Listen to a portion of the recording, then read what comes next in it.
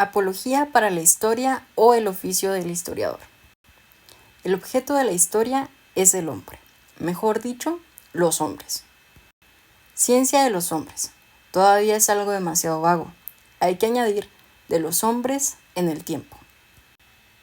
En la historia religiosa, el estudio de los orígenes adquiere un lugar preponderante porque parecía proporcionar un criterio del valor de las religiones. Quizás se pueda construir una experiencia religiosa que no deba nada a la historia. Al deísta puro le basta con una iluminación para creer en Dios, no para creer en el Dios de los cristianos, porque el cristianismo es por esencia una religión histórica cuyos dogmas primordiales se basan en acontecimientos. Creo en Jesucristo, que fue crucificado bajo Poncio Pilatos y que al tercer día resucitó de entre los muertos. Aunque para una comprensión justa de los fenómenos religiosos actuales sea por supuesto indispensable el conocimiento de sus comienzos, este no basta para explicarlos. En pocas palabras, la cuestión no es saber si Jesús fue crucificado y después resucitó. Lo que ahora hay que entender es por qué tantos hombres a nuestro alrededor creen en la crucifixión y en la resurrección. Se ha citado la historia religiosa solo a manera de ejemplo. Sea cual fuere la actividad humana que se estudie, el intérprete siempre se ve acechado por el mismo error: confundir concatenación con explicación.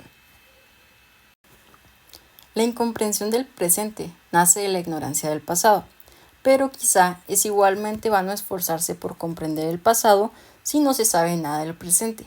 Siempre tomamos en nuestras experiencias cotidianas los elementos que nos sirven para reconstruir el pasado. El erudito a quien no le gusta mirar a su alrededor, ni a los hombres, ni las cosas, ni los acontecimientos, tal vez merecería el nombre de útil anticuario. Haría bien en renunciar al de historiador. El camino natural de toda investigación es ir de lo mejor conocido a lo más oscuro. Por no haber practicado un método regresivo, ahí donde era necesario, los más ilustres a veces se abandonaron a extraños errores. No hay más que una ciencia de los hombres en el tiempo, que sin cesar necesita unir el estudio de los muertos con el de los vivos. Por definición, el historiador se halla en la absoluta imposibilidad de constatar por sí mismo los hechos que estudia. No podemos hablar de las edades que nos precedieron sino a partir de los testigos. En contraste con el conocimiento del presente, el conocimiento del pasado es forzosamente indirecto. Toda recolección de cosas vistas se compone en gran medida de cosas vistas por otros. Pero, ¿será cierto que la observación del pasado, aun de un pasado muy remoto, sea tan indirecta? Los especialistas del método histórico han entendido por conocimiento indirecto aquel que no llega a la mente del historiador, sino por el canal de diferentes mentes humanas. Si los teóricos más conocidos no hubieran manifestado hacia las técnicas propias de la arqueología tan sorprendente indiferencia, si no se hubieran obsesionado en el orden documental con el relato y en el orden de los hechos con el acontecimiento, nos habrían orientado menos hacia una observación eternamente dependiente. No es cierto que el historiador no tenga otra manera de saber lo que pasa sino por los informes de un extraño. Si las circunstancias le son favorables, el experimento habrá dejado residuos que no le será imposible percibir con sus propios ojos. El conocimiento de todos los hechos humanos tiene que ser un conocimiento por huellas. Trátese de los huesos amurallados en los baluartes sirios o del relato escrito por el testigo de una escena antigua. El pasado es por definición algo que ya no será modificado por nada, pero el conocimiento del pasado es una cosa en progreso que no deja de transformarse y perfeccionarse. La ingeniosidad de los investigadores que indagan aún más en las bibliotecas, que abren en los viejos suelos nuevas zanjas, enriquece la imagen de los tiempos cumplidos. Los exploradores del pasado no son hombres del todo libres. El pasado es su tirano. No les permite conocer de él sino lo que él mismo les proporciona. Las fuentes narrativas, es decir, los relatos deliberadamente destinados a informar a los lectores, no han dejado de prestar una valiosa ayuda al investigador, pues proporcionan un marco cronológico serio. Pero en la segunda categoría de testimonios, en los testigos involuntarios, es donde la investigación histórica ha depositado cada vez más su confianza, pues es más apasionante lo que nos dejan entender sin haberlo querido decir. Los textos o documentos arqueológicos, aun los que aparentemente son más claros y más fáciles, solo hablan cuando uno sabe interrogarlos. Es imprescindible que el historiador tenga al menos un tinte de las ciencias auxiliares de su oficio. Sin embargo, Cualquiera que sea la variedad de conocimientos que se quiera atribuir a los investigadores mejor armados, estos encontrarán siempre sus límites. Entonces no queda otro remedio que sustituir la multiplicidad de competencias en un mismo hombre por una alianza de técnicas practicadas por distintos eruditos. Este método supone que se acepte el trabajo por equipos. Una de las tareas más difíciles del historiador consiste en juntar los documentos que piensa necesitar. No lo lograría sin la ayuda de guías diversas, inventarios de archivos o de bibliotecas, catálogos de museos y repertorios bibliográficos de todo tipo. Al frente de las obras históricas serias, el autor coloca una lista de las clasificaciones de los archivos que consultó. Está muy bien, pero no es suficiente. Cualquier libro de historia debería insertar en los puntos cardinales de la exposición una sucesión de párrafos que se podrían llamar más o menos así. ¿Cómo puedo saber lo que voy a decir? Al conocer estas confesiones, hasta los lectores que no son historiadores sentirán un verdadero placer intelectual. El espectáculo de la investigación, con sus éxitos y sus trabas, rara vez aburre. La totalidad ya acabada es la que difunde frialdad y tedio. La Compañía de Jesús no permite al profano el acceso a sus colecciones, por lo que tantos problemas de la historia moderna permanecerán oscuros. Al menos así seguiremos hasta que las sociedades no renuncien a confiar en sus propias tragedias para el cuidado de sus archivos y consientan organizar racionalmente, con su memoria, el conocimiento de sí mismas.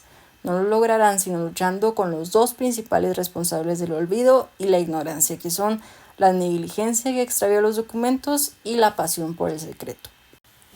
Por una experiencia casi tan antigua como la humanidad, sabemos que más de un texto se atribuye otro origen del que realmente tiene. No son verídicos todos los relatos, y las huellas materiales también pueden ser falsificadas.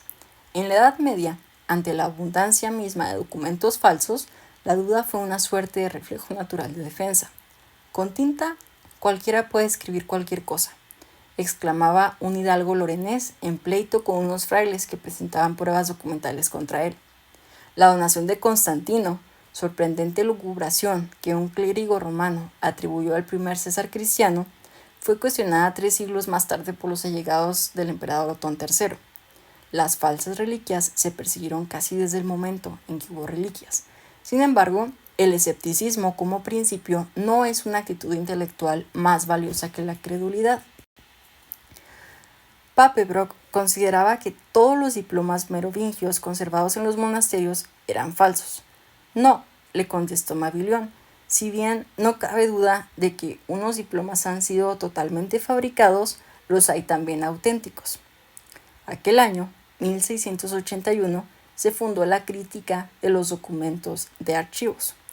En la base de casi toda crítica se inscribe un trabajo de comparación.